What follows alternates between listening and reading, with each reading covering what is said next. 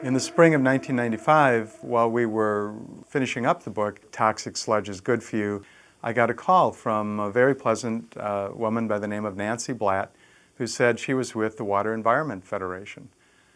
The Water Environment Federation is the sewage sludge industry. It's this massive Washington, D.C. based nationwide lobby that represents all the municipal sewage sludge plants. And Nancy Blatt was calling to say that she had heard we had a book coming out in the fall of '95 with this title, Toxic Sludge is Good for You, and that she was quite concerned by the title because, in fact, they don't really consider it toxic anymore, and they don't like to call it sludge. It's now called biosolids, a natural organic fertilizer. And she was very worried that if we maintained the title of our book, it might interfere with their educational campaign funded by the Environmental Protection Agency that was going to convince farmers across the United States to take sewage sludge and spread it on farmland. They actually sponsored a contest to come up with this Orwellian name, biosolids. They invented the name, and then they went about moving the name into the dictionary and ensuring that the dictionary definition of the name would not include the word sludge. No matter how cynical you think you are about public relations and what it's involved with and which issues it's working on, you really can't keep up with the public relations industry. There really is a campaign telling us that toxic sludge is good for us. Right now, one can't leave one's house. I should say one can't leave one's bed without encountering public relations. So this sort of notion of how it affects everyday life is that everyday life itself has become permeated with messages which are designed to influence thought and behavior.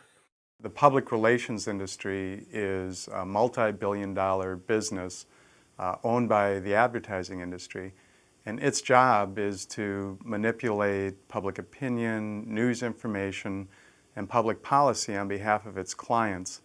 No wealthy individual, corporation, or politician makes a move without PR consultants. It's about using every kind of technology, using every media outlet, using every outlet, period, available in the society to convince people that what you want them to believe is good for them. Wars have been sold to us for almost a century by this government through the very canny use of PR techniques. Starts, of course, with World War I.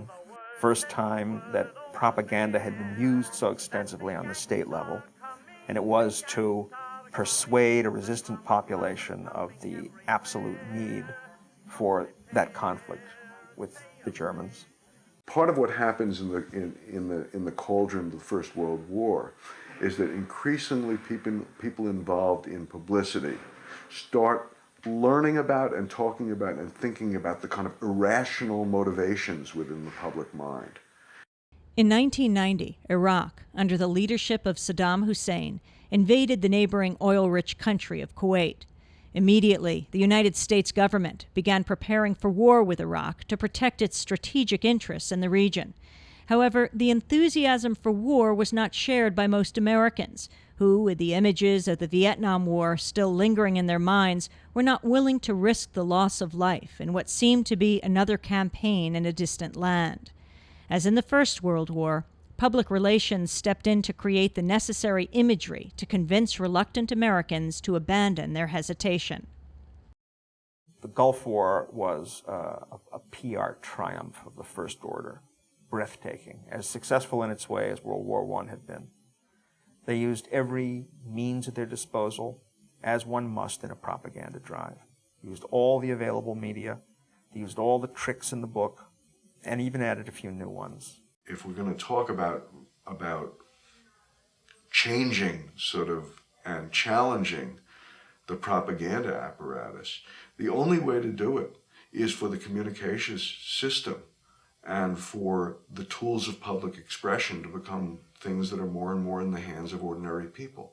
I mean, unless we begin to have a more democratic creation of a media environment, the current system is not going to change. But I think the possibility is there, and the tools are within reach.